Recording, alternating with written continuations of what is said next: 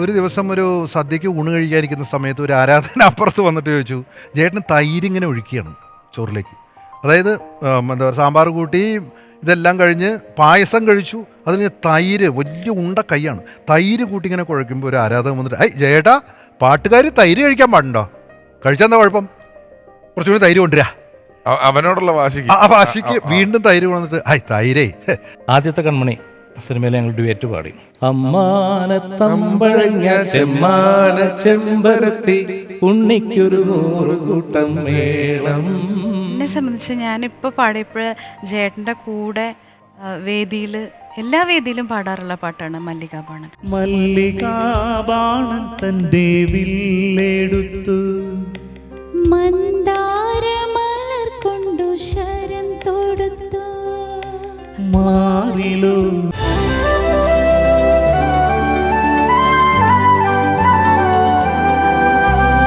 ഓർമ്മയിലെന്നും. ചന്ദനത്തിൽ കടഞ്ഞെടുത്ത സുന്ദര സംഗീത ശില്പം പോലെ അനുവാചകരുടെ ഹൃദയാകാശത്ത് അവിരാമം തെളിയുന്ന ചാന്ദ്ര ശോഭ, ജയചന്ദ്ര സ്വരശോഭ.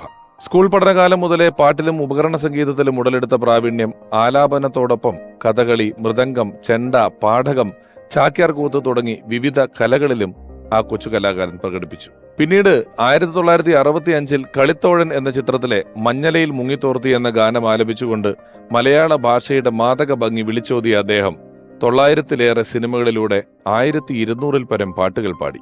നീലഗിരിയുടെ സഖികളോട് അനുരാഗ ഗാനം ചൊല്ലിയും പ്രായം നൽകിയ മോഹങ്ങളിൽ ഹർഷബാഷ്പം തൂകിയും പൊന്നുഷസ്സുകളിൽ വടക്കുന്നാഥന് സുപ്രഭാതം പാടിയും നമ്മെ ആവോളം ആനന്ദിപ്പിച്ച ജയചന്ദ്ര സംഗീതം ലളിതഗാനങ്ങളും ഭക്തിഗീതങ്ങളും ഓണപ്പാട്ടുകളും ഉൾപ്പെടെ ചലച്ചിത്രേതര ഗാനലോകത്തും സ്മൃതിയുടെ ചിറകിലേറുവാൻ നമ്മെ പ്രേരിപ്പിച്ചു. തമിഴ്, തെലുങ്ക്, ഹിന്ദി തുടങ്ങി വിവിധ ഭാഷകളിൽ സ്വരവിസ്മയം തീർത്തപ്പോഴും ഞാനൊരു മലയാളി എന്ന് ഉറക്കെ പാടിയ ഭാവഗായകൻ. ഓർമ്മയിലെന്നും പി ജയചന്ദ്രൻ.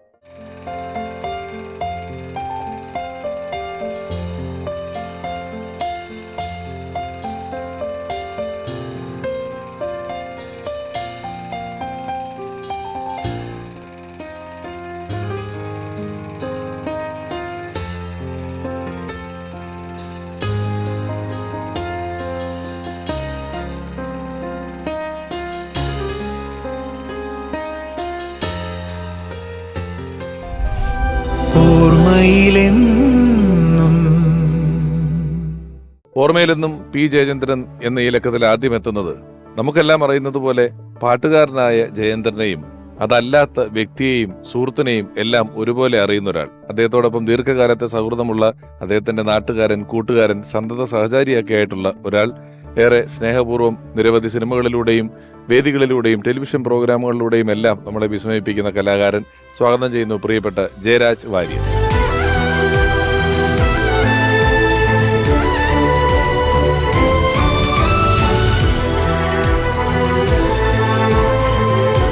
ജയരാട്ടാ, നമസ്കാരം.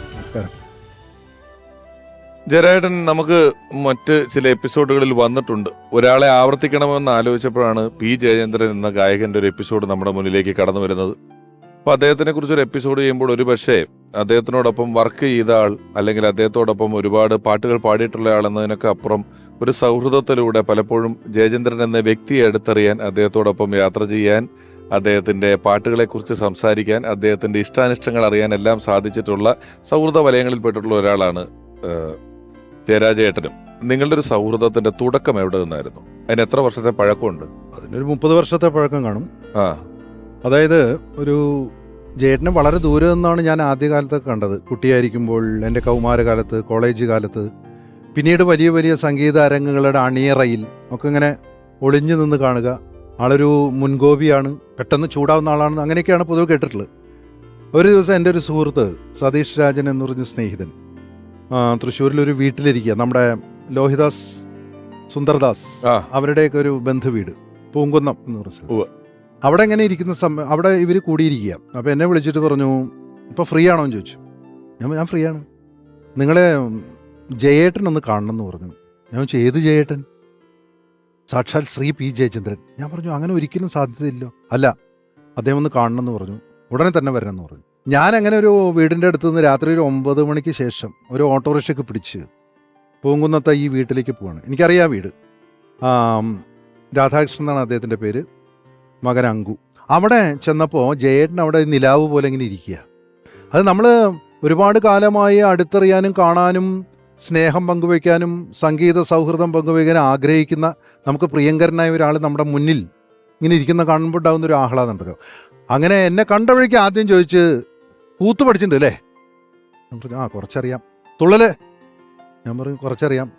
കൊതും തുള്ളലൊക്കെ കാണാണ്ട് പരിപാടിയിൽ ഞാൻ കാണാറുണ്ടേ, നന്നാവുണ്ട്. അങ്ങനെ ഞങ്ങളൊരു 10 മിനിറ്റ് നേരം സംസാരിക്കാമെന്ന് വിചാരിച്ചിരുന്നത് ഒരു 3.5-4 മണിക്കൂർ നേരം ഞങ്ങൾ കൂത്തിനെക്കുറിച്ചും തുള്ളലിനെക്കുറിച്ചും നളചരിതത്തെക്കുറിച്ചും. അദ്ദേഹം ഇരിങ്ങാലക്കുടയാണ്. വലിയ നർമ്മബോധമുള്ള ആളാണ്. നർമ്മം എന്ന് അദ്ദേഹത്തിന് നർമ്മം ഒരു നമ്മൾ വിചാരിക്കാത്ത പ്രദേശങ്ങളിൽ നിന്ന് നർമ്മം കണ്ടെടുത്തുകയും ചിരിക്കുകയും അതിന് വളരെ മൃഗീയമായി നർമ്മം പറയും. അതായത് നിങ്ങൾക്കിത് വേദനിച്ചാൽ എനിക്കൊരു ചുക്കുമില്ല എന്നുള്ള പോലെയൊക്കെ ചിലപ്പം അതിനൊരു വാക്കുണ്ട്, നിർഭയമായും നിർദ്ദയമായും. നിർദ്ദയ നർമ്മങ്ങളുടെ വക്താവും കൂടെയാണ് പാട്ടുകാരൻ എന്നുള്ളതിനപ്പുറം. നമുക്ക് ഇരിക്കൂ, ബാക്കി സംസാരിക്കാം.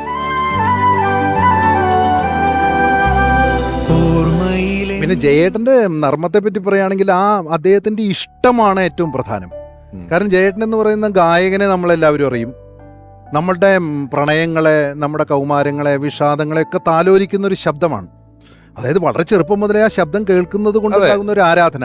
പക്ഷേ സംസാരിക്കാൻ തുടങ്ങുമ്പോൾ അദ്ദേഹം പക്കാ ഒരു എന്താ പറയേണ്ടത്, സാധാരണ മനുഷ്യനെ പോലെ അല്ല. ഈ പാട്ടുകാരൻ എന്ന് പറയുന്നതിൻ്റെതായ ഒരു ആലഭാരമുണ്ടല്ലോ പല ആളുകളെ സംബന്ധിച്ച്. ഞാനൊരു പാട്ടുകാരനാണ്.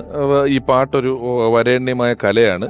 അപ്പം ഞാൻ ഇത്രയധികം പാട്ടുകൾ പാടിയ ഒരാളാണെന്നൊക്കെ ഉള്ളൊരു ഭാവത്തോടു കൂടി ഇരിക്കാൻ, ആ ഭാവം ചുമക്കാൻ അദ്ദേഹത്തിന് തന്നെ പറ്റൂല. അതുകൊണ്ട് പെട്ടെന്ന് തന്നെ എതിരെ വരുന്ന ആളോട് വളരെ രസമായിട്ട് വർത്തമാനം പറഞ്ഞു പോകുന്ന ആളാണ്. ഇതിപ്പോൾ ഒരു സദ്യക്ക് പോകാമെന്നിരിക്കാം. ജയേട്ടനെയും വെയിറ്ററേയും ശാപ്പാട് വലിയ ഇഷ്ടമാണ്. അത് ഓരോന്നും രുചിച്ചാൽ കഴിക്കുക. കാളൻ എന്ന് പറഞ്ഞാൽ കാളൻ മാത്രം, പിന്നെ ഓലൻ, എരിശ്ശേരി, അവിയൽ, ഇതിൻ്റെ ഒക്കെ ഒരു പ്രിയം വളരെ വലുതാണ്. ഇവിടെയുള്ള ഫോട്ടോ കാണുമ്പം നമ്മുടെ ഇന്ത്യയുടെ ആദ്യത്തെ പ്രധാനമന്ത്രി ജവഹർലാൽ നെഹ്റുവിനോടൊപ്പം ബാലതാരമായി നിൽക്കുന്നു. കേരളത്തിലെ ആദ്യത്തെ സ്കൂൾ യുവനോത്സവത്തില് ദാസേട്ടന് ഫസ്റ്റ് കിട്ടിയപ്പോൾ മൃദംഗത്തിന് ഫസ്റ്റ് മേടിച്ച് ഒപ്പുവരിക്കുന്നു. പിന്നെ ക്രൈസ്റ്റ് കോളേജിന്റെ ക്രിക്കറ്റ് ടീമിൽ ഉണ്ടായിരുന്നു.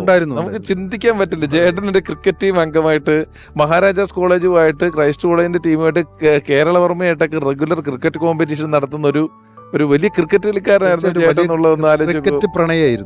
ഒരു റിയാലിറ്റി ഷോയിൽ ഒരു പാട്ട് കേട്ടപ്പോൾ അദ്ദേഹം ഇറങ്ങിപ്പോയി. അപ്പൊ പിന്നീട് എനിക്കൊന്ന് ജോണി ലൂക്കോസ് എന്നെ കണ്ട ഇന്റർവ്യൂവിൽ അദ്ദേഹത്തിനോട് ചോദിച്ചു, നിങ്ങൾ ഈ ഒരു റിയാലിറ്റി ഷോയിൽ ഇങ്ങനെ ഇറങ്ങിപ്പോയല്ലോ, എന്തേ? ഞാൻ ഇറങ്ങിപ്പോവും, എനിക്ക് പാട്ട് കേൾക്കുമ്പോൾ എനിക്ക് അത്ര ദേഷ്യം വന്നപ്പോൾ ഞാൻ ഇറങ്ങിപ്പോയി.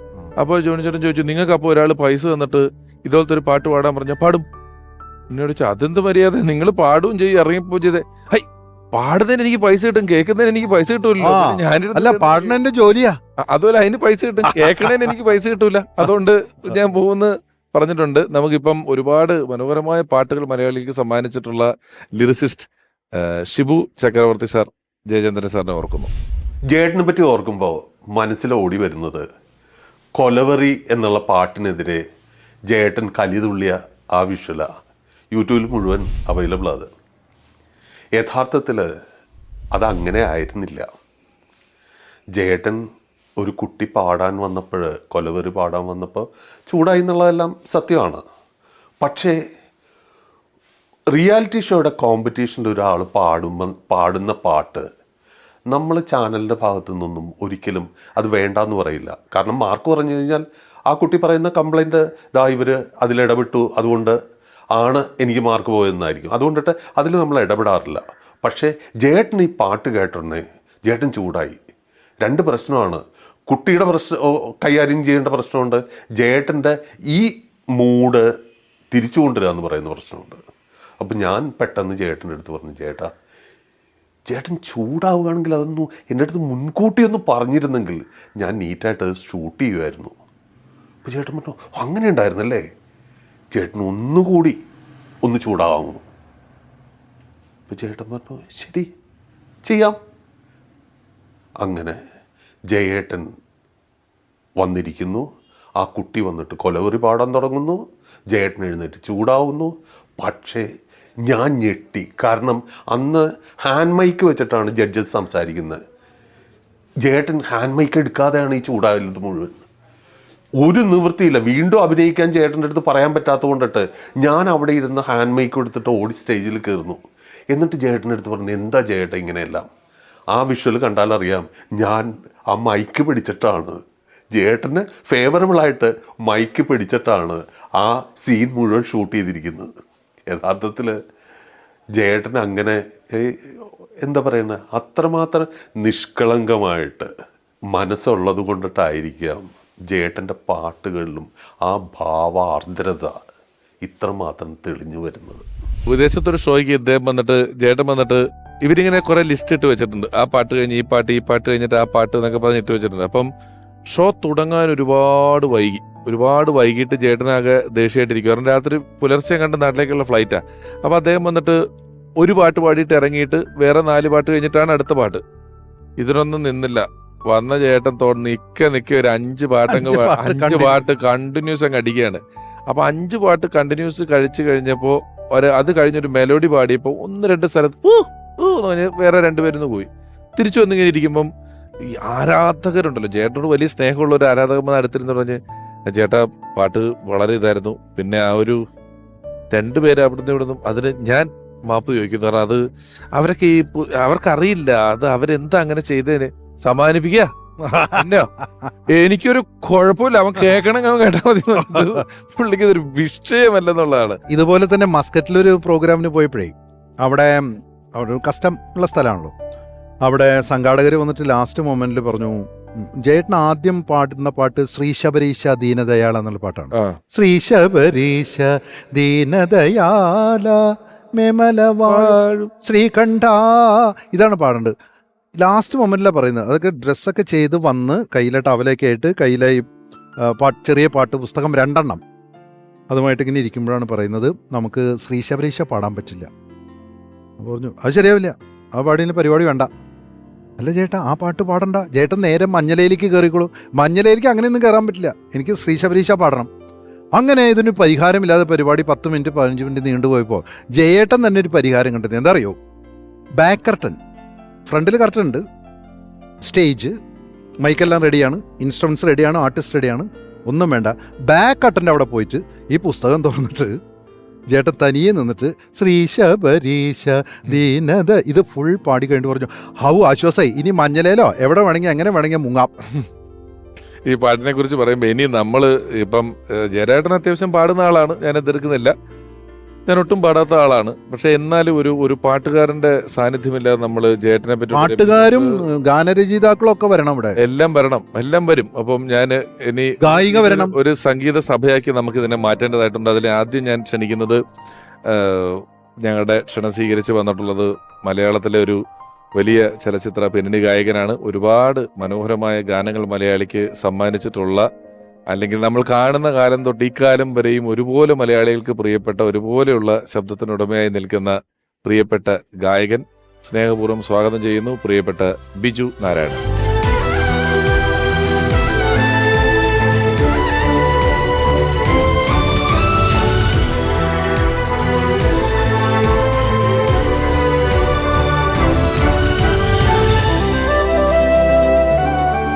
ബിജുചേട്ടാ നമസ്കാരം. നമസ്കാരം.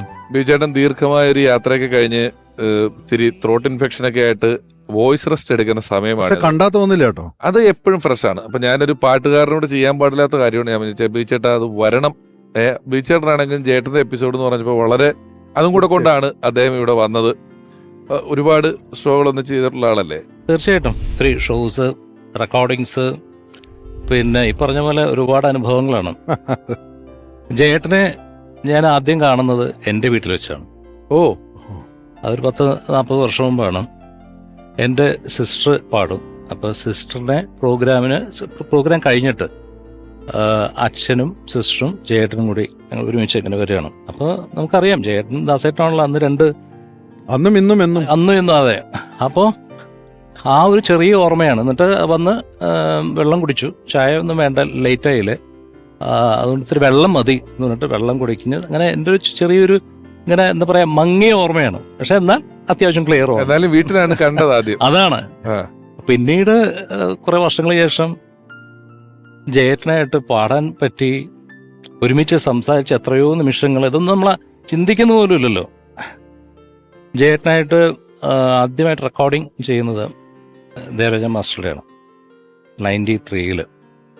അത് തരങ്ങണിയിൽ വെച്ചിട്ട്. Sure. പിന്നെ MJ ചന്ദ്രനായിരുന്നു അത് അസിസ്റ്റ് ചെയ്തിരുന്നത്. പിന്നെ 95-ൽ തന്നെ ആദ്യത്തെ കൺമണി സിനിമയിൽ ഞങ്ങൾ ഡ്യുവറ്റ് പാടി.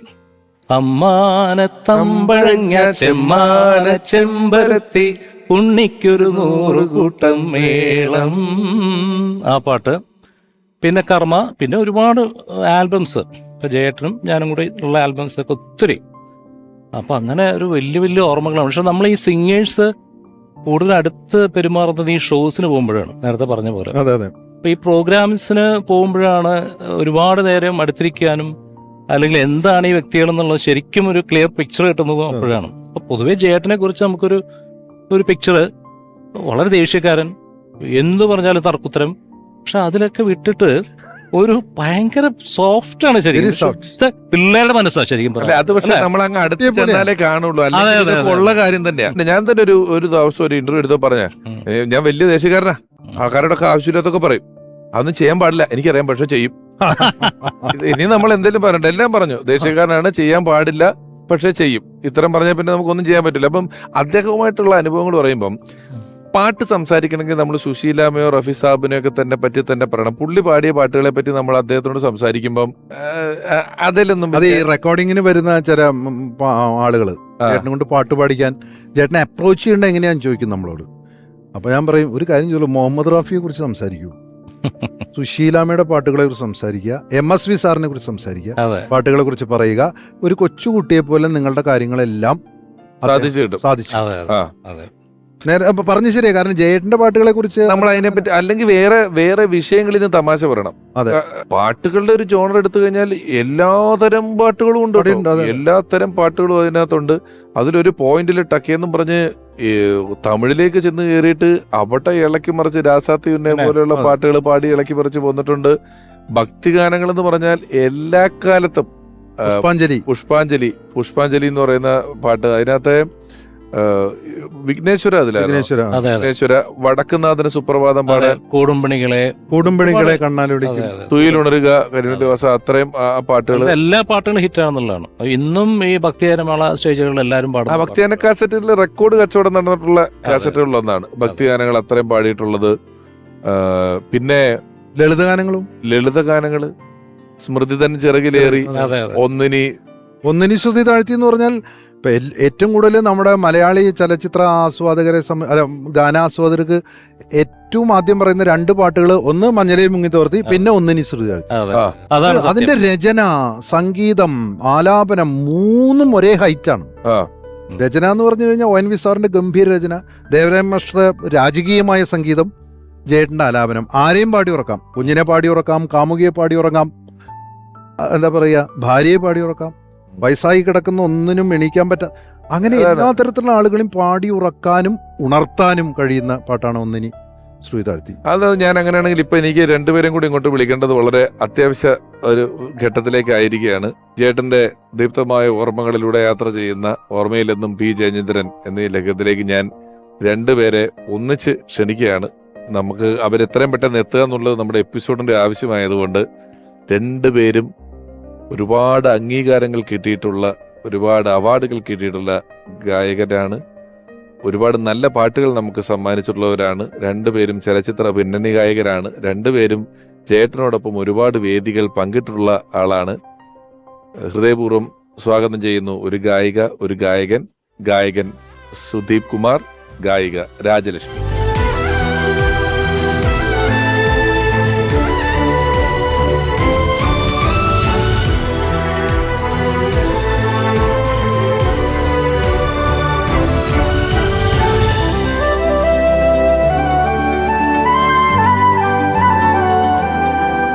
സുദീപേട്ട നമസ്കാരം. രാജലക്ഷ്മി നമസ്കാരം.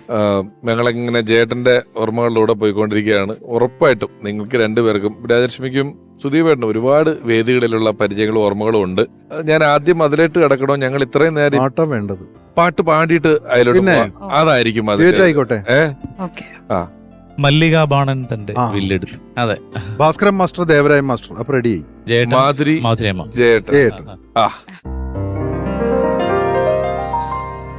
മല്ലികാബാണൻ തന്റെ വില്ലെടുത്തു മന്ദാരമലർ കൊണ്ടു ശരം തൊടുത്തു മാറിലോ എന്റെ മനസ്സിലോ മധുര മധുരമൊരു വേദന മദകരമാമൊരു വേദന മല്ലികാബാണൻ തന്റെ വില്ലെടുത്തു മന്ദാരമലർ കൊണ്ടു ശരം തൊടുത്തു മാറിലോ എന്റെ മനസ്സിലോ മധുര മധുരമൊരു വേദന മദകരമാമൊരു വേദന മല്ലികാബാണൻ തന്റെ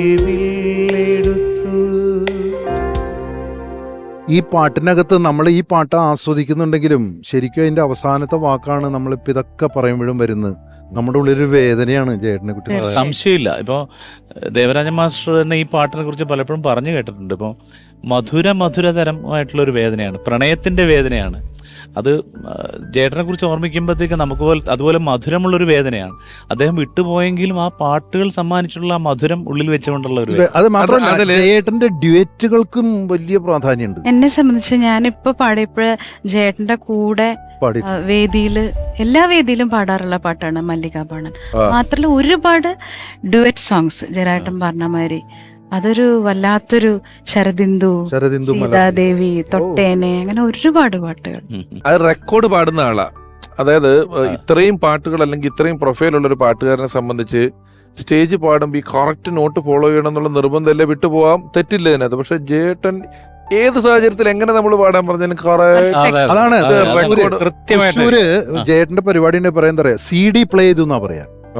CD-യുടെ കാലം ഉണ്ടായിരുന്നില്ലേ, ആ CD വെച്ചു. അല്ല, 55 വർഷത്തിന് ശേഷവും ആ പാട്ട് പാടി 50 വർഷമായിട്ട് പാടിക്കഴിഞ്ഞിട്ടും മഞ്ഞലയിൽ മുങ്ങി തോർത്തി വീണ്ടും വന്ന് പാടുമ്പോൾ നമുക്ക് അന്ന് പാടിയതിൽ നിന്ന് അദ്ദേഹത്തിന്റെ ശബ്ദത്തിന്റെ സൗന്ദര്യം കൂടിയതല്ലാതെ ഒരു ഇംപ്രവൈസേഷനും അദ്ദേഹം ട്രൈ ചെയ്യില്ല. എന്താണോ കമ്പോസർ ഉദ്ദേശിച്ചത് അതിന് മ്യൂസിക് ഡയറക്ടർക്ക് കൊടുക്കുന്ന ബഹുമാനം, ലിറിക്കിന് കൊടുക്കുന്ന ബഹുമാനം. ചില പാട്ടുകൾ നമ്മുടെ ഭാവഗായകൻ എന്നൊക്കെ പറയുന്നതിൽ ചില പാട്ടുകൾ നമുക്ക് ഇത് ഫീൽ. ഇപ്പം ശിശിരകാല മേഘം ഇതിന് രതിപരാഗമോ ഈ പാട്ടും, അല്ലെങ്കിൽ അറിയാതെ ഡ്യുവറ്റ് എന്ന് പറഞ്ഞോണ്ടാ ഡ്യുവറ്റുകൾ അറ്റം വരെയും ഡ്യുവറ്റുകളുണ്ട്. കൊട്ടാരം വിൽക്കാനുണ്ട്, അതൊന്ന് പാടണം. എല്ലാ പാട്ടുകാരുടെ കൂടെയും ഏത് പാട്ടാ ജയേട്ടൻ പറഞ്ഞു? നീല കണ്ണുകളോ പാടിക്കും. ജയേട്ടന്റെ ആരാധകരായതുകൊണ്ട് അദ്ദേഹം ക്ഷമിക്കും, നിങ്ങൾ ക്ഷമിച്ചാ മതി. നീല കണ്ണുകളോ ദിനാന്ത മധുര സ്വപ്നങ്ങൾ തൻ ചന്ദനച്ചോലയ്ക്കുള്ളിൽ വിടർന്ന് പാതിയടയും നൈവേദ്യ പുഷ്പങ്ങളോ കാലം കൊത്തിയെടുത്ത ഹംസദമയന്തി ചിത്രം ഇന്നും നളനാലങ്കാരിക ഭംഗിയോടെ എഴുതും സന്ദേശകാവ്യങ്ങളോ സന്ദേശകാവ്യങ്ങളോ തൊട്ടേനെ ഞാൻ മനസ്സുകൊണ്ട് കെട്ടിപ്പിടിച്ചേനെ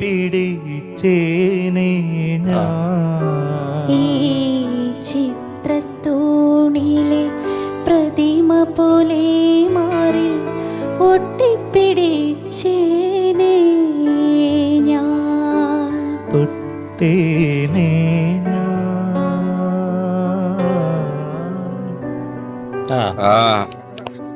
351 സിനിമകൾക്ക് പാട്ടുകൾ ചെയ്ത ദേവരാജൻ മാസ്റ്റർക്ക് അദ്ദേഹം കമ്പോസ് ചെയ്ത പാട്ടുകളിൽ, ആയിരക്കണക്കിന് പാട്ടുകളിൽ ഏറ്റവും ഇഷ്ടമുള്ള ഗാനമായിട്ട് അദ്ദേഹം പറയാറുള്ള തിരഞ്ഞെടുത്ത പാട്ടാണിത്. ഇത് അതെ. അല്ല ജേട്ടൻ 1200 ചില്ലറ പാട്ടുണ്ട്.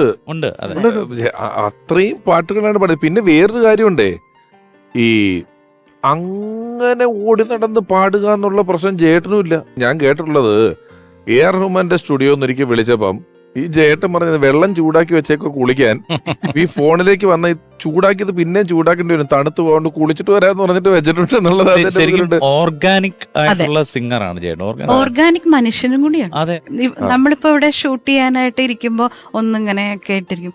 ചേട്ടൻ വന്നാൽ ചേട്ടൻ ഇങ്ങനെ ഒറ്റരിപ്പോ അതിന് പോലും തയ്യാറെടുപ്പില്ല, പാടാനും യാതൊരു ഇതില്ല, ആരെയും പ്രീതിപ്പെടുത്തി. ഇപ്പൊ സാധകം ചെയ്യാതെ ഒരു പാട്ടുകാരൻ ഒരു പാട്ടുകൾ നമ്മൾ പാടി പാടി എത്ര തവണ നോക്കിയാലാ ചിലപ്പോൾ ഒരു നന്നായിട്ട് ഒരിക്കൽ വേദി പാടാൻ പറ്റുന്നത്. അദ്ദേഹത്തെ സംബന്ധിച്ച് അങ്ങനെ ഒരു പ്രാക്ടീസ് ഒന്നും ഉള്ളതായിട്ട് എനിക്ക് റിഹേഴ്സലിന് കൃത്യമായിട്ട് വന്ന് പാട്ടുകളൊക്കെ പാടി നോക്കുന്നല്ലാതെ അദ്ദേഹം വീട്ടിൽ ഇരുന്ന് ഈ പാട്ടുകളൊക്കെ പാടി കേൾവിയായിരുന്നു അദ്ദേഹത്തിന്റെ ബലം. അല്ല, കേൾവി കേട്ട് പിന്നെ പാടാനുള്ള ശബ്ദമുണ്ട്, സ്വന്തമായിട്ട് ആ വികാരം ഉൾക്കൊണ്ട് പ്രകടിപ്പിക്കാനുള്ള കഴിവുണ്ട്. അതുകൊണ്ട് അദ്ദേഹത്തിന് അതിക്കുള്ള പ്രിപ്പറേഷൻ ആവശ്യമില്ല. മിനിമം പ്രിപ്പറേഷനിൽ ഇത്രയും നന്നായി പാടിയ ഒരു പാട്ടുകാരൻ ഇന്ത്യയിലല്ല ലോകത്തെങ്ങും. അല്ല, ദാസേട്ടനുമായിട്ട് വലിയ സൗഹൃദമാണല്ലോ. ദാസേട്ടനായിട്ട് അത് വലിയ ദീർഘകാലത്തെ സൗഹൃദമാണ്. 2 എക്സ്ട്രീമാ. അതെ അതെ അതെ. ഒരിടത്ത് ഇതെല്ലാം വളരെ കാര്യമായിട്ട് നോക്കി കിടക്കുന്നുണ്ട്. ഇത് തീർത്തും യേശുദാസ് സാറ് അദ്ദേഹത്തിന്റെ ശബ്ദത്തിന് പറ്റാത്ത ഒരു ആഹാരവും കഴിക്കില്ല, വെള്ളം പോലും കുടിക്കുന്ന വളരെ അതുപോലെ സൂക്ഷിച്ചാണല്ലോ. ജേട്ടൻ ചോദിച്ചു എന്ന് പറഞ്ഞത് എനിക്കറിയില്ല ചേട്ടാ, ആരോ എന്റെ അടുത്ത് ചേർത്ത് പറഞ്ഞാണ്, ഈ പാട്ട് പാടുന്ന വെച്ചിട്ട് തൈര് കൂട്ടാതെ എങ്ങനെയാണ് ഉച്ചയ്ക്ക് ഭക്ഷണം കഴിക്കുക. അപ്പൊ അദ്ദേഹത്തിന് അങ്ങനെ ചിട്ടവട്ടങ്ങളൊന്നും ഇല്ല. പക്ഷെ അല്ല, എനിക്ക് തൈര് ഒഴിച്ചു നിർത്തിയിട്ടുള്ള പരിപാടിയൊന്നും ഇല്ല. അവർ ദോശ ഇങ്ങനെ കുറച്ച് മെയിൻ സംഭവങ്ങൾ ഈ പാടാം ആരോമൽ ചേകവർ ആ പാട്ട് ഇവരൊന്നിച്ച് പാടും. ഇവിടമാണ് ഈശ്വര സന്നിധാനം എന്ന് പറയുന്ന പാട്ട് ഇവരൊന്നിച്ച് പാട്ട്. സമയരഥങ്ങളിൽ ഒരു 10-34 പാട്ടുണ്ട്. ഇവർ രണ്ടുപേരും കൂടെ ഉള്ള പാട്ട് തന്നെ ഒരു 10-34 പാട്ട്. അത് പിന്നീട് ഒരിക്കലും അതിന്റെ ഓഡിയോ ഒരു സമയത്ത് അങ്ങനെ ഉണ്ടായിരുന്നല്ലോ, റെക്കോർഡ് ചെയ്തപ്പോ ബിജു ചേട്ടനും ഞാനും കൂടി പാടാം പാടിയിട്ടുണ്ട്. യേശുദാസ് ചേട്ടന്റെ പോർഷൻ ഞാൻ പാടിയത് ഒരു കാസറ്റ് അന്ന് ഇറങ്ങിയിട്ടുണ്ട്. അപ്പൊ പിന്നെ അങ്ങനെ ഇറങ്ങുന്നില്ലല്ലോ പാട്ടുകൾ, റീമിക്സിനൊക്കെ റൈറ്റ്സ് ഇഷ്യൂസ് ഒക്കെ ഉണ്ട്. അല്ല, ഇത് ചില കാര്യങ്ങളില് ഞാന് ബഡായി ബംഗ്ലാവ് എന്ന് പറഞ്ഞൊരു പരിപാടി ചെയ്യുന്നൊരിക്കൽ ജേട്ടൻ വന്നിരുന്നു. അപ്പൊ ഇദ്ദേഹം വന്നു കഴിഞ്ഞിട്ട് എപ്പിസോഡിന് നല്ല അഭിപ്രായം കിട്ടി. ഇത് എപ്പിസോഡ് നന്നായതിന്റെ അഹങ്കാരം എനിക്കുമുണ്ട്. അപ്പൊ ഇത് കഴിഞ്ഞിട്ട് വിദേശത്തൊരു പരിപാടിക്ക് സ്റ്റേജിന്റെ ബാക്കിലിരിക്കുമ്പോൾ ഞാൻ ചെന്നിട്ട് ചേട്ടനോട് പറഞ്ഞു, ചേട്ടാ നമ്മുടെ എപ്പിസോഡ് വളരെ നന്നായിരുന്നു, നോക്കി അതല്ല ശരിക്കും വേണ്ട റിയാക്ഷൻ, നന്നായതല്ലേ? അപ്പൊ ഞാൻ ഒന്നുകൂടെ പറഞ്ഞു, അത് വളരെ നന്നായിരുന്നു, ഒരുപാട് പേര് നല്ലതാണെന്ന് പറഞ്ഞു. ഒരുപാട് പേരല്ല, എല്ലാരും പറഞ്ഞോണ്ടിരിക്കുക. ഞാൻ തൃശ്ശൂരിൽ നിന്ന് പുറപ്പെട്ടപ്പോ തൊട്ട് ആൾക്കാര് ബഡായി ബംഗ്ലാവിൽ വന്ന മാമനല്ലേ, ബഡായി ബംഗ്ലാവിൽ വന്ന മാമനല്ലേ, ഞാൻ തന്റെ കൂടെ ബഡായി ബംഗ്ലാവിൽ വന്ന മാമനാ, 50 വർഷമായി പാടുന്നു, 50 വർഷമായിട്ട് പാടണം, ഞാനിപ്പോ ബഡായി ബംഗ്ലാവിൽ വന്ന മാമന അത്ര. ഇവർക്കല്ല, ആൾക്കാർ ലാസ്റ്റ് കണ്ട കാര്യമല്ലേ പറയുള്ളൂ. ആരെങ്കിലും ഇപ്പൊ മഞ്ഞലയിൽ മുങ്ങിത്തോർത്തി നന്നായി എന്ന് പറയണ്ടല്ലോ. ഏറ്റവും അപ് ടു ഡേറ്റ് ആയിട്ട് കണ്ടൊരു കാര്യം എന്നുള്ള നിലയിൽ പുറത്തിറങ്ങുമ്പോൾ ആൾക്കാർ ഇത് പറയുകയാണ്, ബഡായി ബംഗ്ലാവ് കണ്ടു, ബഡായി ബംഗ്ലാവ്. ഇതിന് ദേഷ്യമായി, 50 വർഷമായിട്ട് പാടണം, എവിടെ കണ്ടാലും ബഡായി ബംഗ്ലാവ്. അപ്പൊ ഞാനും ചേട്ടന്റെ അടുത്ത് ഇരുന്നിട്ട് ഒരു 10 മിനിറ്റ് കൊണ്ട് ഇത് പറഞ്ഞ് ചേട്ടൻ അതുകൊണ്ടല്ല, അത് കണ്ട പരിപാടി കണ്ടു എന്ന് അറിയിക്കുന്നതാണ്, അല്ലാതെ അതിൽ വന്ന ആളെന്നുള്ള അർത്ഥത്തിലല്ല പറഞ്ഞ മനസ്സിലാക്കി. അതൊന്ന് സെറ്റിലായപ്പോ എവിടുന്നാന്നറിയാൻ മേലെ ഒരാൾ വന്നിട്ട്, ആഹാ 2 പേരും ഒന്നിച്ചിരിക്കുവാണല്ലോ, കഴിഞ്ഞ ആഴ്ചയും കൂടെ ബഡായി ബംഗ്ലാവ് കണ്ടാവുള്ളൂ, ഇയാളുടെ കാര്യം ഞാൻ പറഞ്ഞു, ഇതുപോലത്തെ കാര്യം പറഞ്ഞെന്നും പറഞ്ഞിട്ട്. ഇപ്പൊ ഈ ട്രോളുകളുടെ കാലഘട്ടമാണല്ലോ, ഇപ്പൊ കുറച്ച് വർഷങ്ങളായിട്ട് നമ്മൾ കേട്ടോണ്ടിരിക്കുകയാണ്. എനിക്ക് നമ്മൾ ഈ പാട്ടുകാർ അല്ലെങ്കിൽ കലാകാരുടെ ഇടയിൽ ആദ്യം തുടങ്ങി വെച്ചത് ജയേട്ടനാണെന്ന് എനിക്ക് തോന്നുന്നു. കാരണം പണ്ട് ഒരുപാട് പേരുടെ, ഞാനൊക്കെ ഇതില് എന്താ പറയാ പെട്ടുപോയ ഒരാളാണ്. ഈ ഞാന് അത് ഈ ഇലക്ട്രോണിക്സിനോടൊക്കെ ഭയങ്കര താല്പര്യമായിരുന്നു. ഈ മൊബൈൽ ഫോൺ വന്നപ്പോൾ തന്നെ ഒരെണ്ണം മേടിച്ചു വെച്ചു 96 കാലഘട്ടങ്ങളിൽ. പിന്നെ പുതിയ മോഡൽസ് മാറ്റം അന്ന് ഇപ്പം ഇല്ല, അന്ന് ഭയങ്കര ക്രേസ് ആയിരുന്നു. അപ്പോൾ അത്യാവശ്യം സ്റ്റുഡിയോയിലൊക്കെ എല്ലാവരും ഇങ്ങനെ കൊണ്ടുവരുമ്പോഴത്തേക്ക് അടുത്തൊന്ന് ഇരിക്കുക, ഒരു അത്ഭുത ജീവിയെ പോലെ നോക്കിക്കൊണ്ടിരിക്കുന്ന കാലഘട്ടമാണ്. അപ്പോൾ ജയേട്ടൻ്റെ അടുത്ത് ചിറ്റൂർ ഗോപിച്ചേട്ടൻ ഭയങ്കര ബന്ധമാണ്, ലിറിക്സിസ്റ്റ് ഗോപിച്ചേട്ടൻ. അപ്പോൾ ഗോപിച്ചേട്ടൻ പറഞ്ഞു, ഗോപിച്ചേട്ടൻ അവരെ ബന്ധം വെച്ചിട്ട് ഇടയ്ക്ക് ഇങ്ങനെ പിരിയേറ്റിരിക്കുന്ന രീതിയിൽ സംസാരിക്കും. അപ്പോൾ അറിഞ്ഞില്ലേ ചേട്ടാ, ബിജു മൊബൈൽ ഫോൺ എടുത്തിട്ടുണ്ട്. ഞാൻ അറിഞ്ഞു, അവനിപ്പോ സ്റ്റുഡിയോയിൽ തോക്കും കൊണ്ടാ വരണേന്ന്. ഞാൻ അറിഞ്ഞു, വലിയ മൊബൈൽ തോക്കും കൊണ്ടാ വരണേ. അപ്പൊ നമുക്ക് എന്താ പറയാ, നമ്മൾക്ക് ജയനോട് ദേഷ്യം തോന്നില്ല, അങ്ങനെയൊക്കെ നമ്മുടെ പേര് പറഞ്ഞല്ലോ, നമുക്ക് അവിടെ ഹാപ്പിയാണ്. എന്നെ ഇതുപോലെ ഒന്ന് കളിയാക്കിയിട്ടുണ്ട് ചേട്ടൻ, കുറെ കളിയാക്കിയിട്ടുണ്ട്. അതിൽ ഒന്നെനിക്ക് ഭയങ്കരമായിട്ട് ശരി വന്നു. ചെന്നൈയിലെ ഒരു പരിപാടിക്ക് ഞാനൊരു പിങ്ക് കളർ, ഒരു റോസ് കളർ ഒരു ഡ്രസ്സൊക്കെ ഇട്ടിട്ട് ഞാൻ ഇങ്ങനെ വന്നപ്പോൾ ചേട്ടൻ ഇങ്ങനെ കിട്ടുക, ഹാ ഇതെന്താ കാവടിക്ക് പോവാ. ഈ പുഷ്പാഞ്ജലി എന്ന് പറഞ്ഞ ആൽബം ഒരുപക്ഷെ മലയാള ഭക്തിഗാന ചരിത്രം ശാസ്ത്രീയ- എടുക്കുമ്പോൾ ഏറ്റവും പോപ്പുലറായ, ഏറ്റവും സൂപ്പർ ഹിറ്റായ പാട്ടുകൾ, പോപ്പുലർ എന്ന് മാത്രമല്ല അതിന്റെ പാട്ടുകളുടെ നിലവാരം നോക്കുമ്പോഴും എല്ലാ പാട്ടുകളും ഒന്നിനൊന്ന് ബെറ്റർ. ആ പാട്ടിന്റെ റെക്കോർഡിങ്ങിനെ കുറിച്ച് ജയേട്ടൻ പറഞ്ഞ ഒരു അനുഭവം ഞാൻ ഓർമ്മിക്കുകയാണ്. ജയേട്ടൻ പറഞ്ഞ അത് റെക്കോർഡ് ചെയ്യാൻ വേണ്ടി കേശവൻ നമ്പൂതിരി അദ്ദേഹമായിട്ട് ചെന്നൈയിൽ പോയി. അന്ന് എന്തോ ഒരു പ്രശ്നം ഉണ്ടായിരുന്നു, എന്തോ മ്യൂസീഷ്യൻസ് യൂണിയന്റെ സമരമോ അങ്ങനെ എന്തോ ഒരു പ്രശ്നത്തിൽ ഒരു പ്രതീക്ഷിച്ച ദിവസം റെക്കോർഡ് ചെയ്യാൻ പറ്റിയില്ല. അങ്ങനെ എന്തോ ഒരു പ്രശ്നം ഉണ്ടായി. പിറ്റേ ദിവസം റെക്കോർഡ് ചെയ്ത് നോക്കുമ്പോൾ പ്രതീക്ഷിച്ച പോലെ നല്ല മ്യൂസീഷ്യൻസിനെയും ഫസ്റ്റ് ലെയർ മ്യൂസീഷ്യൻസിനെ കിട്ടുന്നില്ല. അങ്ങനെ ആരെയൊക്കെ കുറച്ച് പേരെ സംഘടിപ്പിച്ചിട്ട് റെക്കോർഡ് ചെയ്തു. അപ്പോഴേക്കും ഈ കേശവൻ നമ്പൂരി സാറിന് വലിയ ടെൻഷനായി. കാര്യം അദ്ദേഹം അതിനു മുമ്പ് ചെന്നൈയിൽ പോയി റെക്കോർഡ് ചെയ്തിട്ടില്ല. ആകാശവാണിയിലായിരുന്നല്ലോ അദ്ദേഹത്തിന് ജോലി. അപ്പോൾ ഇങ്ങനെ ടെൻഷനിലിരിക്കുമ്പോഴും ജയേട്ടനാണ് കോൺഫിഡൻസ് കൊടുക്കുന്നത്. കുഴപ്പമില്ല, നമുക്ക് ശരിയാക്കാം. അങ്ങനെ ഇത് 5-6 മണിക്കൂർ കൊണ്ടാണ് ഈ 10 പാട്ടുകൾ റെക്കോർഡ് ചെയ്തിട്ടുള്ളത്. നമ്മൾ ഈ കേൾക്കുന്നത് പല പാട്ടുകളും അദ്ദേഹം ഒരു ടേക്കേ പാടിയിട്ടുള്ളൂ വിത്ത് ഓർക്കസ്ട്ര. അന്ന് മൾട്ടി ട്രാക്ക് പരിപാടികളൊന്നുമല്ല, വിത്ത് ഓർക്കസ്ട്ര സിംഗിൾ ടേക്ക് പാടിയ 10 പാട്ടുകളാണ്. അതിലെ ഭൂരിഭാഗം പാട്ടുകൾ ഒരു ടേക്കേ പാടിയിട്ടുള്ളൂ. അങ്ങനെ പാടിയതാണ് നമ്മളിപ്പോൾ കേട്ട് വിസ്മയിച്ച് അതിന്റെ ഒരു 40% പാടാൻ നമ്മൾ കഷ്ടപ്പെട്ടുകൊണ്ടിരിക്കുന്ന ആ പാട്ടുകളാണ്. അതെ, നമ്മൾ ഇനി ജയേട്ടന്റെ ഓർമ്മകളുമായി എത്തുന്നത്, ജയേട്ടൻ ഒരുപാട് മികച്ച പാട്ടുകൾ സമ്മാനിച്ച സംഗീത സംവിധായകനാണ്. പ്രേമിക്കുമ്പോൾ നീയും ഞാനും, കഥയെ മമ, കാട്ടാറിന് തോരാത്തൊരു പാട്ടുണ്ടോ തുടങ്ങി ഒരുപാട് മനോഹര ഗാനങ്ങൾ സമ്മാനിച്ച സംഗീത സംവിധായകൻ ബിജിപാൽ. ജയേട്ടനെ കുറിച്ച്, ജയേട്ടനുമായിട്ട് ബന്ധപ്പെട്ട ഒരുപാട് ഊഷ്മളമായ ഓർമ്മകൾ എനിക്കുണ്ട്. ഒരിക്കൽ ഞാനിവിടെ സ്റ്റുഡിയോയിൽ വർക്ക് ചെയ്തുകൊണ്ടിരുന്നപ്പോൾ ഒരു കോള് വരികയാണ് അദ്ദേഹത്തിൻ്റെ. ബിജി തിരക്കാണോ എന്ന് ചോദിക്കുക. അപ്പോൾ ഞാൻ പറഞ്ഞു ചെറിയൊരു വർക്ക് ചെയ്തുകൊണ്ടിരിക്കുകയാണ് ചേട്ടാ, തിരക്ക് ഇല്ലെങ്കിൽ പെട്ടെന്നൊന്ന് BTH വരൂ എന്ന് പറഞ്ഞു. BTH അദ്ദേഹം ഉണ്ടായിരുന്നു. BTH ഞാൻ ചെന്നപ്പോൾ അദ്ദേഹം അക്ഷരാർത്ഥത്തിൽ ചെറുതായിട്ട് വിതുമ്പിക്കൊണ്ടിരിക്കുകയാണ്. അപ്പോൾ എന്താണ് എന്ന് ചോദിച്ചപ്പോൾ അദ്ദേഹം അന്നത്തെ പത്രം എടുത്ത് കാണിച്ചു. ശ്രീകാന്ത് കോട്ടയ്ക്കൽ ആണെന്ന് തോന്നുന്നു. അദ്ദേഹം എഴുതിയൊരു ലേഖനം അന്നപൂർണ ദേവി എന്ന് പറയുന്ന മ്യൂസീഷ്യനെ കുറിച്ചുള്ളൊരു ലേഖനമാണ്. അത് വായിച്ചിട്ട് അദ്ദേഹം ഇമോഷണലായിട്ട് കരയുകയാണ്. അപ്പോൾ വിജയ് ഇത് കണ്ടോ, ഒരു ഒരു സംഗീതജ്ഞയുടെ ജീവിതം, ഇതൊക്കെ ആർക്കറിയാം എന്നൊക്കെ പറഞ്ഞിട്ട് വല്ലാതെ തേങ്ങുന്ന ഒരു ചേട്ടനെയാണ് ഞാൻ കണ്ടിട്ടുള്ളത്. അപ്പോൾ അദ്ദേഹത്തിൻ്റെ ഒരു ആരാധന, അതായത് സംഗീതജ്ഞരോടും പ്യുവർ സംഗീതത്തിനോടുമുള്ള അദ്ദേഹത്തിൻ്റെ അളവറ്റ ആരാധന പണ്ട് തൊട്ടേ എനിക്ക് ഫീൽ ചെയ്തിട്ടുണ്ട്. എല്ലാവർക്കും അറിയാം, അദ്ദേഹം പാട്ടിനെ പ്രേമിക്കുകയാണ് ചെയ്യുന്നത്. അത്രയ്ക്കധികം ഉള്ളിലെടുത്താണ് അദ്ദേഹം പല പാട്ടുകളും കേൾക്കുകയും പഠിക്കുകയോ ചെയ്യുന്നത്. കാണാപ്പാടം പഠിക്കും.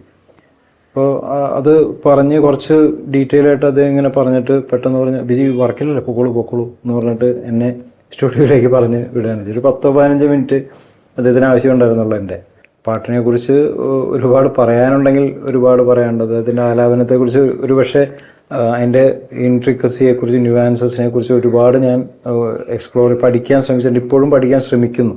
എന്താണ് ജയേട്ടൻ്റെ ഒരു എക്സ് ഫാക്ടർ, എന്താണ് മറ്റു പാട്ടുകാർക്ക് അനുകരിക്കാൻ പറ്റാത്ത രീതിയിൽ ഉള്ള എന്തോ ഒരു മാജിക് അദ്ദേഹത്തിൻ്റെ വോയിസിൽ, അദ്ദേഹത്തിൻ്റെ ആലാപനത്തിലുണ്ട്. അതെന്താണെന്ന് ഇപ്പോഴും ഞാൻ അന്വേഷിച്ചുകൊണ്ടിരിക്കുന്നു.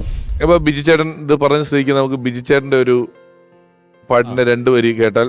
പ്രേമിക്കുമ്പോൾ നീയും ഞാനും. രാജീവ് ഇവിടെ ഇരിക്കുകയല്ലേ? അതെ. പ്രേമിക്കുമ്പോൾ നീയും ഞാനും നീരിൽ വീഴും പൂക്കൾ, ഓളങ്ങൾ തൻ ഏതോ തീരിൽ പകലറിയാൻ നിരവറിയാൻ ഒഴുകുകയല്ലോ, അലയുകയല്ലോ. പ്രേമിക്കുമ്പോൾ നീയും ഞാനും നീരിൽ വീഴും പൂക്കൾ, ഓളങ്ങൾ തൻ ഏതോ തേരിൽ പകലറിയാൻ ഇരവറിയാൻ ഒഴുകുകയല്ലോ, അലയുകയല്ലോ.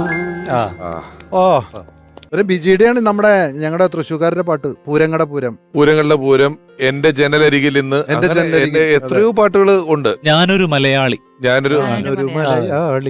ഈ അദ്ദേഹത്തിന്റെ പാട്ടുകളുടെ ഈ നേരത്തെ പറഞ്ഞതുപോലെ ലളിതഗാനങ്ങളുടെ ഒരു സെറ്റ് എടുത്താല് ഒരു സമയത്ത് ഇപ്പൊ അങ്ങനെ ലളിതഗാനങ്ങളിലൊക്കെ ആൽബം എന്നുള്ളൊരു സെറ്റിലോട്ടായിട്ട് മാറിപ്പോയിട്ടുണ്ട്. ലളിതഗാനങ്ങൾ തന്നെ നമ്മൾ ഇപ്പം ഒന്നിന് ശ്രുതി താഴ്ത്തി നമ്മൾ പറഞ്ഞു, സ്മൃതി അതിന്റെ ഒന്നിനി ശ്രുതിതാഴ്ത്തിയുടെ കൂടെ തന്നെ വേറൊരു പാട്ട് കൂടെ ഉണ്ട് വളരെ പോപ്പുലറാ. നീലക്കായലിൽ ഓളപ്പാത്തിയിൽ നൃത്തം വയ്ക്കുന്നതേതു വെള്ളം. ഓ കാണാനെത്തുവിൻ മാറനേറിയ പൂനിലാവണി പൊൻതോണി. ഓ നീലക്കായലിൽ. ഇത് ദൂരദർശന് വേണ്ടി ചെയ്ത പാട്ടാണ്. ദേവരാജ മാഷ്, ഭാസ്കരൻ മാസ്റ്റർ, മാധുരിയമ്മ മാധുരിയമ്മ ഒക്കെ കൂടെ ചേർന്ന് പാടിയിട്ടുള്ള പാട്ടാണ്.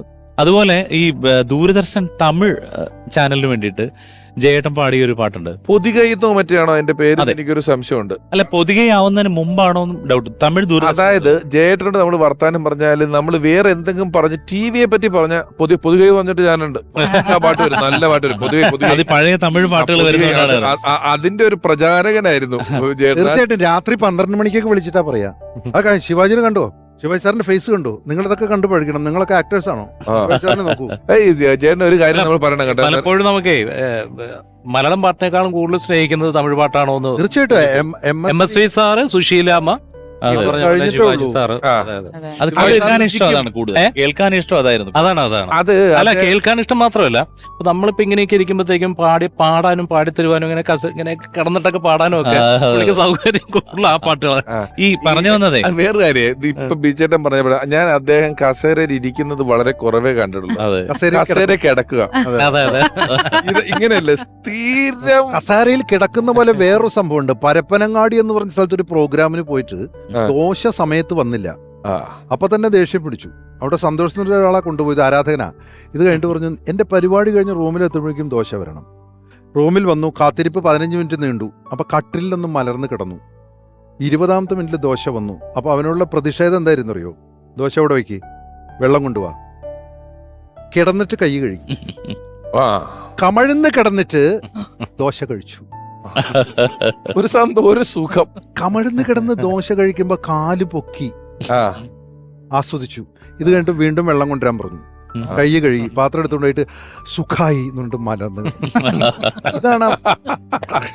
അല്ല, ഞാൻ പറഞ്ഞത് ദൂരദർശന്റെ തമിഴ് ചാനലിൽ MSVയുടെ മ്യൂസിക്കിൽ ജയേട്ടനും വാണിയമ്മയും കൂടെ പാടിയൊരു പാട്ട് വരും. അത് നമ്മൾ പിന്നീട് ആ പാട്ടിന്റെ ലിറിക്സ് എല്ലാവർക്കും അറിയാം. കണ്ണുക്ക് മയ്യഴക്, കവിതയ്ക്ക് പൊയ്യഴക്. അത് സിനിമയിൽ പിന്നീട് ഉണ്ണിയേട്ടൻ ഒക്കെ പിന്നെ പാടിയത് വളരെ മുമ്പുള്ള. അതിനും വളരെ മുമ്പ് ഇത്. അത് പക്ഷെ ഫുൾ ലിറിക് ഉണ്ട്. ഇപ്പൊ നമ്മൾ സിനിമയിൽ കേൾക്കുന്ന കുറച്ച് എഡിറ്റഡ് ആണ് വൈരമുത്തുവിന്റെ. പക്ഷെ ഇത് ഫുൾ സോങ് ആയിട്ട് കണ്ണുക്ക് മയ്യഴക്, കവിതയ്ക്ക് പൊയ്യഴക്, അത് വാണിയമ്മയാണ്. யானைக்கு கொம்பழகு, അവർക്ക് നാനഴക്. ജയേട്ടന്റെ ഒരു സ്റ്റൈൽ. അത് മാത്രമല്ല, ജയേട്ടൻ പാൻസിന്റെ 2 പോക്കറ്റ് കൈയൊക്കെ ഇട്ടിട്ട് സുന്ദരനായിട്ടുള്ള ജയേട്ടൻ. എനിക്ക് തോന്നുന്നു ഒരു 45 വയസ്സ് ഒക്കെ ഉണ്ടാവുള്ളൂ. വേറെ ഒരു കാര്യമുള്ളത്, ഈ അഭിനയം ഇഷ്ടമാ. അസാധ്യ ആക്ടറാണ്. അല്ലാതെ നമുക്ക് കണ്ട സിനിമകളിൽ അറിയാലോ. ഈ നക്ഷത്രങ്ങളില് ആ ഒരു ക്യാരക്ടർ എന്ന് പറയുന്നത് ശരിക്കും അസാധ്യമായിട്ട് അഭിനയിച്ചിട്ടുണ്ട്. പക്ഷെ അത് നമുക്ക് അടുത്തറിയുന്നവർക്ക് അറിയാം, അതാണ് യഥാർത്ഥത്തിലുള്ള ജയേട്ടൻ. അതെ അതെ അതെ, ശരിക്കുള്ള ജയേട്ടനാണ് ഹരിഹരൻ സാർ ആ സിനിമയിലുള്ള. ട്രിവാൻഡ്രം ലോഡ്ജിലും ഉണ്ട്. ഈ നക്ഷത്രങ്ങളൊരു കാര്യം എന്ന് വെച്ചാൽ, ഇത് കയറി ഇറങ്ങി പോകുമ്പോ അവിടെ ഒരു അവരുടെ വീട്ടിലോട്ട് കയറുന്ന ഇടനാടിയിൽ ഒരു കൊരങ്ങനെ കെട്ടിയിട്ടുണ്ട്. അതിനോട് ഇന്ററാക്ട് ചെയ്യുന്ന ചുരുക്കം ചില ക്യാരക്ടറിൽ ജയേട്ടനാ. നമ്മൾ കൊരങ്ങനെ മൈൻഡ് ചെയ്യില്ല, ഇങ്ങനെ പോക്കിന് വേണ്ടി കൊരങ്ങൻ ഇങ്ങനെ ചേട്ടൻ. അതാ ഞാൻ പറഞ്ഞത്, ഈക്വലന്റ് ഓപ്പോസിറ്റ് കൊരങ്ങനെ റിയാക്ഷൻ കൊടുത്തിട്ടേ പോവും വരും ചെയ്യുള്ളൂ ചേട്ടന്റെ കാര്യം. അതുപോലെ വിനീതിന്റെ ക്യാരക്ടറിനോട് ഇയാൾ കേൾക്കണം മറ്റേ പാട്ട്, പഴയ പാട്ട്. ഇപ്പം ചേട്ടന്റെ ഓർമ്മകളുമായി നമ്മളിപ്പോ ട്രിവാൻഡ്രം ലോഡ്ജ് പറഞ്ഞ സ്ഥിതിക്ക് എഴുത്തുകാരൻ, സംവിധായകൻ, ലിറിസിസ്റ്റ് പ്രിയപ്പെട്ട അനു മേനോൻ അദ്ദേഹത്തെ ഓർക്കുന്നു. ഇപ്പൊ ട്രിവാൻഡ്രം ലോഡ്ജിന്റെ ഷൂട്ടിങ്ങിനിടയിൽ നടന്നൊരു കാര്യമാണ് എനിക്ക് പെട്ടെന്ന് ചേട്ടനെ കുറിച്ച് അല്ലെങ്കിൽ പാട്ടുകളെക്കാളേറെ എൻ്റെ മനസ്സിലേക്ക് കടന്നു വരുന്നതാണ്. ഞങ്ങൾ അച്ഛനും മകനായിട്ടുള്ള സീൻ ഷൂട്ട് ചെയ്ത് കഴിഞ്ഞ് ആ ഒരു ഹോട്ടലുണ്ട് അദ്ദേഹം നടത്തുന്നത്, അവിടെ വെച്ചിട്ടുള്ള ഒരു വലിയ സീൻ, അതൊരു ഹോൾ ഡേ നീണ്ടുന്ന സീനാണ്. അപ്പം അവിടെ ആൾക്കാർ സ്വാഭാവികമായും സിനിമ ഷൂട്ടിങ്ങാണ് കൂടും, കാണാനും ഫോട്ടോ എടുക്കാനൊക്കെ വരുന്നു. അപ്പം പുള്ളി ഇത് പതുക്കെ പതുക്കെ ഇറിറ്റേറ്റഡായി തുടങ്ങി കുറച്ച് കഴിഞ്ഞപ്പോൾ. അങ്ങനെ ഓൾമോസ്റ്റ് പാക്കപ്പായി അദ്ദേഹത്തിന് ഡ്രസ്സ് ചേഞ്ച് ചെയ്യണം. അങ്ങനെ ഇതൊരു വീട് പാതി ചായക്കട, ഇത് മാറ്റി നമ്മുടെ ആർട്ട് ഡയറക്ടർ മാറ്റിയിട്ടാണ് അതൊരു ഫുൾ ചായക്കടയാക്കിയത്. അപ്പോൾ അതിൻ്റെ ചായപ്പിലാണ് നമ്മൾ ഡ്രസ്സ് ചേഞ്ച് ചെയ്യുന്നത്. അപ്പം ഇദ്ദേഹം ഡ്രസ്സ് മാറാൻ പോയപ്പോൾ രാത്രിയായി, ആൾക്കാരൊക്കെ ചുറ്റും കൂടി. അപ്പോൾ ഈ ഡ്രസ്സ് മാറുന്നിടം എന്ന് പറയുന്നത് അപ്പുറത്ത് ആൾക്കാർ കാണാം. ജയേട്ടൻ വളരെ സന്ദർഭോചിതമായ ഒരു ചീത്ത പറഞ്ഞു ഇവിടെ. അതോടെ അവിടെ ഇറ്റ് വാസ് റിയൽ മേഹമാണ്. കാരണം വെച്ചാൽ ഇങ്ങനൊരു സ്ഥലത്ത് വന്ന് ഒരാൾ ഒരു ക്രൗഡിലേക്ക് ഇത് പറയുക എന്ന് പറയുന്നത്, ഞാൻ അപ്പുറത്തുണ്ട്, എന്ത് ചെയ്യണമെന്ന് അറിഞ്ഞുകൂടാ. കാരണം അത് ഭയങ്കര വോളറ്റൈൽ സിറ്റുവേഷനാണ്. പിന്നെ കണ്ടതെന്ന് വെച്ചാൽ അവിടെ വണ്ടി വളയുന്നു, നമ്മുടെ ഒരു സിനിമയുടെ ഒരു ടാക്സി പോലും വെളിയിൽ പോവില്ല എന്ന സിറ്റുവേഷൻ ആവുന്നു. അദ്ദേഹം മാപ്പ് പറയണം എന്നുള്ളതാണ്. അദ്ദേഹത്തിൻ്റെ മാപ്പ് പറയിക്കാനുള്ള ഉത്തരവാദിത്തം എൻ്റെ ആയി. ഞാൻ പതുക്കെ പോയി. പിന്നെ ഈ പറയുന്ന ഭയഭക്തി ബഹുമാനങ്ങളല്ലാതെ അദ്ദേഹത്തോട് വേറെ ഒന്നും അങ്ങനത്തെ ഒരു സൗഹൃദമൊന്നുമില്ലല്ലോ. അദ്ദേഹത്തിനോട് കുറേ ഞാൻ പറഞ്ഞിട്ട് പറഞ്ഞു, ഒരു സോറി ആണ് അവർ ആഗ്രഹിക്കുന്നത്. കുറേ നേരം എന്നെങ്ങനെ നോക്കിയിട്ടാണ്, സോറി ഞാൻ പറയില്ല, സോറി ഞാൻ പറയില്ല, അതന്നെ. അപ്പം ഏകദേശം കാര്യങ്ങൾ തീരുമാനമായി. ഇന്ന് രാത്രി ഞങ്ങൾക്ക് അവിടുന്ന് പോകാൻ പറ്റില്ല, അടിയും കിട്ടും ചിലപ്പോൾ എന്നുള്ള സിറ്റുവേഷനിലേക്ക് എത്തി. ഞാൻ ശരി, ഇനിയിപ്പോൾ അവരെ എന്തെങ്കിലും പറഞ്ഞ് റെഡിയാക്കാൻ പറ്റും. ഞാൻ എണീറ്റപ്പോൾ ചേട്ടൻ അനൂപ്, വേണമെങ്കിൽ ഒരു കാര്യം ചെയ്യാം, അവരെന്നോടൊരു സോറി പറഞ്ഞോട്ടെ, എനിക്ക് കുഴപ്പമില്ല. അങ്ങനെ ഞാൻ പിന്നെ അവിടെ പോയി ഒരു അപ്പേസ്മെന്റ് നടത്തുന്നു. അവിടെ ഒന്നും തയ്യാറാവുന്നില്ല, കാരണം അവർക്ക് അവിടെ കുട്ടികളും സ്ത്രീകളും ഉണ്ടായിരുന്നു. അത് അദ്ദേഹം കണ്ടില്ല, അതാണ് സത്യം. സോറി പറയാതെ പോകില്ല എന്ന് പറയുന്നു. അവസാനം ജയേട്ടൻ ആ മൊത്തം കാര്യം ഡിസ്പെൽ ചെയ്തത് ഒരു പാട്ട് പാടിക്കൊണ്ടാണ്. അവിടേക്ക് ഇറങ്ങി ചെന്നിട്ട് എല്ലാവരോടും ഒന്നും മിണ്ടായിരിക്കാൻ വന്നിട്ട് ഒരു 4 വരി പാടി. ഫോട്ടോ വെച്ചും മ്യൂസിക്കുമായിട്ടുള്ള ബന്ധം അറിയാമല്ലോ. ആ 4 വരി പാടിയാണ് അദ്ദേഹം അവരോടുള്ള മാപ്പ് അറിയിച്ചത്. തിരിച്ചു പോരുമ്പോൾ എനിക്കൊന്ന് അതിനുശേഷം പിന്നീട് ഞങ്ങൾ തമ്മിൽ നേരിട്ട് കണ്ടിട്ടില്ല. തിരിച്ച് പോരുമ്പം കാറിലിങ്ങനെ ഫോട്ടോ ചെയ്ത് നമ്മൾ പതുക്കെ തോമ്പുഴ കഴിഞ്ഞിങ്ങനെ വരുമ്പം എൻ്റെ കയ്യിലിങ്ങനെ പിടിച്ചിട്ട് പുള്ളി പറഞ്ഞു, എടോ ഇത്തരം തമാശകളൊന്നും ഇല്ലെങ്കിൽ പിന്നെ എന്താ ജീവിതം, തനിക്കെന്ത് തോന്നുന്നു? അന്നെനിക്ക് അതത്ര വലിയ തമാശയായിട്ട് തോന്നിയില്ലെങ്കിലും ഇന്ന് ആലോചിക്കുമ്പോൾ ആ കുസൃതിയും കൂടെ നിറഞ്ഞതാണ് ചേട്ടൻ. അത്തരം സാഹസങ്ങൾ കാണിച്ചില്ലെങ്കിൽ പിന്നെ എന്ത് ജീവിതം എന്ന് ചോദിച്ചത് ശരിക്കും ഒരു വെല്ലുവിളിച്ചമായിരുന്നു ഞങ്ങൾക്ക്. സന്ദർഭോചിതമായ ചീത്ത എന്ന വാക്കാണ് ഞാൻ ഈ അനൂപനും പറഞ്ഞതിൽ എനിക്ക് അത്ഭുതം തോന്നിയൊരു വാക്ക്. സന്ദർഭോചിതമായ ചീത്ത നമുക്ക് ഊഹിക്കാവുന്ന കാര്യമാണ് പറഞ്ഞാണെന്നുള്ളത്.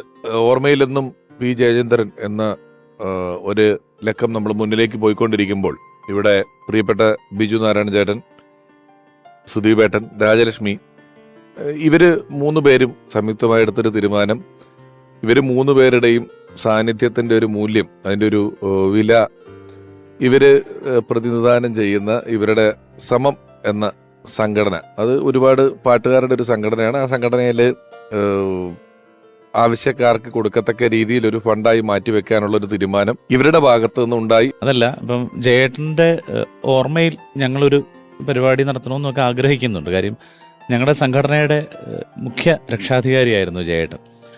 സംഘടനയുടെ പരിപാടികൾക്കൊന്നും അദ്ദേഹം അങ്ങനെ റെഗുലറായി വരുന്ന ആളൊന്നുമല്ല, പക്ഷേ പങ്കെടുത്തിട്ടുണ്ട്. പലപ്പോഴും നമ്മളോട് കൂടെ ചേർന്ന് നിൽക്കുന്ന ആളാണ്. വന്നില്ലെങ്കിൽ പോലും ഒരു വീഡിയോ അയച്ചു തന്ന്, ലാസ്റ്റ് പെരുമ്പാവൂർ സാറിൻ്റെ ആദരവ് നടത്തിയ പരിപാടിയിലും അദ്ദേഹം ഒരു വീഡിയോ അയച്ചു തന്നിരുന്നു. പിന്നെ കാര്യങ്ങൾ അന്വേഷിക്കും. ഏറ്റവും വലിയൊരു കാര്യം നേരത്തെ പറഞ്ഞ പോലെ ഒരു മനുഷ്യത്വം അല്ലെങ്കിൽ ഒരു മറ്റുള്ള സഹജീവികളോടുള്ള ഒരു സഹാനുഭൂതി ഇതൊക്കെ ഉള്ള ആളാണ്. അപ്പോൾ പ്രത്യേകിച്ച് ഏതെങ്കിലും ഒരു കലാകാരൻ കഷ്ടപ്പെടുന്നു എന്നൊക്കെ അറിയുമ്പോൾ അത് പറഞ്ഞ് വളരെ സെൻറ്റിമെൻ്റലാവുന്ന ആളാണ്. പലരെയും സഹായിച്ചിട്ടുള്ള ആളാണ്, പക്ഷെ നമ്മൾ അറിഞ്ഞിട്ടില്ല പലതും, പിന്നീടാണ് അറിയുന്നത്. അപ്പോൾ ജയേട്ടൻ എപ്പോഴും പറയുന്നത് അത് നന്നായി ഓരോ കാര്യങ്ങളെക്കുറിച്ചും പറയുമ്പോൾ അങ്ങനെ പറയുന്നത്. അപ്പോൾ നമ്മളിപ്പോൾ ഇതിൽ നിന്നൊരു ജയേട്ടൻ്റെ പേരിൽ ഒരു പരിപാടി വന്നിട്ട് നമ്മൾ പണം ഉണ്ടാക്കുക എന്നുള്ളതല്ല, അത് ജയേട്ടൻ ആഗ്രഹിച്ചതുപോലെ ആർക്കെങ്കിലും ഗുണപരമായിട്ട് സാധിക്കട്ടെ എന്ന് ആലോചിച്ചിട്ടാണ് അങ്ങനെ ഒരു തീരുമാനം. ഇത് സംഘടനാപരമായിട്ട് ആലോചിച്ചെടുത്ത തീരുമാനമല്ല, ഞങ്ങൾക്കിപ്പോൾ തോന്നുന്ന ഒരു കാര്യം. സംഘടനയുടെ പരിപാടിയല്ല, നിങ്ങൾ വ്യക്തിപരമായിട്ട് ഇവിടെ വന്നതാണ്. എങ്കിലും അത് സംഘടനയ്ക്ക് കൊടുക്കുന്നു, നല്ല കാര്യം. ബിജുചേട്ട, സുധീപേട്ട, രാജലക്ഷ്മി, ഇത് നിങ്ങൾ സമത്തിന് കൊടുക്കേണ്ടുന്ന തുക ഏറ്റുവാങ്ങാം.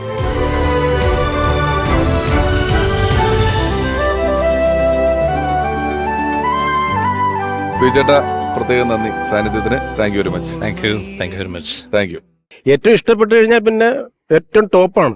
അൾട്ടിമേറ്റ് സംഗീത ചരിത്രം നോക്കിയാൽ ലോക റെക്കോർഡാണ്. ഏത് ഗായകനായാലും അവർക്ക് ഒരു പീരീഡ് ചെയ്യുമ്പോൾ അവർ ആക്റ്റീവ് അല്ലാതായിട്ടുണ്ട്. പക്ഷേ ഇദ്ദേഹം 65 മുതൽ ഈ 2025 പടം വാങ്ങുന്നത്. കാരണം ഈ വർഷവും 2024 4 സിനിമയിൽ പാട്ട് പുറത്തു വന്നിട്ടുണ്ട്. ഇനി പാട്ട് വരാതെ മോഹം കൊണ്ടു ഞാൻ